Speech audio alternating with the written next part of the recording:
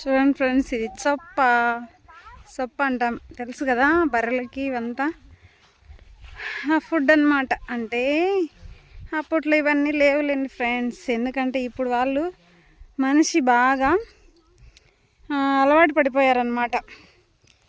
ఎందుకు కష్టపడకుండా ఉండడానికి.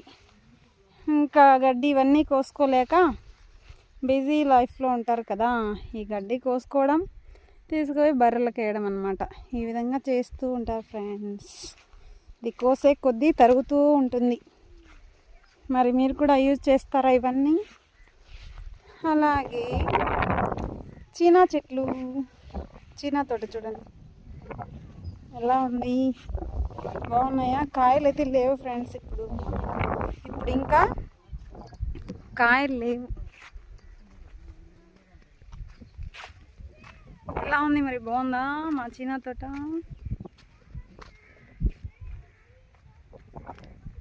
ఇద్దరు చూడండి, నాన్న కొడుకులు బాగా సంభాషిస్తూ వెళ్తున్నారు ఇంటికి. Thank you friends, thank you so much.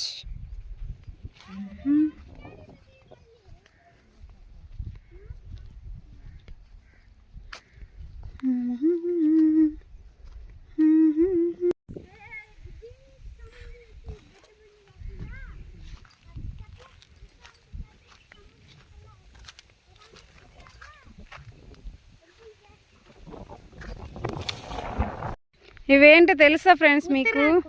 ఉత్తరాకు కాదు నాని బాబు, ఉత్తరేణి దీని పేరు. మా బాబుని ఇదేమి చెట్టు అని అడిగితే ఉత్తరాకు అంట, ఉత్తరేణి అంటాము. దీంతో ఏంటి యూజెస్ అంటే, అప్పుడు నోట్లో మనకి ఏమైనా పుండ్లు వస్తాయి ఫ్రెండ్స్, నోట్లో ఏమైనా పుండ్లు వస్తాయి కదా, వాటికి మనము దీంతో బ్రష్ చేయొచ్చు, చాలా మంచిది. మరి చిన్నప్పుడు చేసేవాళ్ళు, ఇప్పుడు అంతా కోల్గేట్లు, టూత్పేస్ట్లు, బ్రాండెడ్ ఐటమ్స్ అవన్నీ యూజ్ చేస్తున్నారు. అప్పుడు అలా కాదు, వేప పుల్లలు ఇలాగా ఉత్తరేణితో మనము బ్రష్ చేసేవాళ్ళం. మరి మీ ఊర్లో చేసేవాళ్ళ లేదో చూసి కూడా కామెంట్ చేయండి.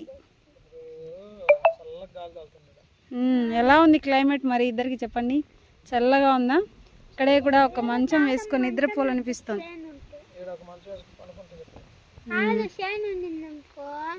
పంట చూడండి ఫ్రెండ్స్, మా నాన్న ఇందులో పంట ఉన్నప్పుడు ఇక్కడికే తెచ్చుకొని ఒక మంచం అది తెచ్చి అక్కడే వేసి ఇక్కడే పడుకునేవాడంట. అదే చెప్తున్నాడు మా బాబు.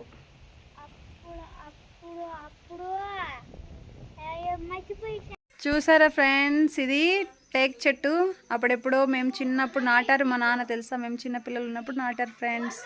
దీంతో మనము ఒకటి ఏమైనా కూడా చేయించుకోవచ్చు, కలప చాలా కదా. అప్పుడెప్పుడో చిన్నప్పుడు నాటారు, చాలా పెద్దదైంది ఫ్రెండ్స్. మరి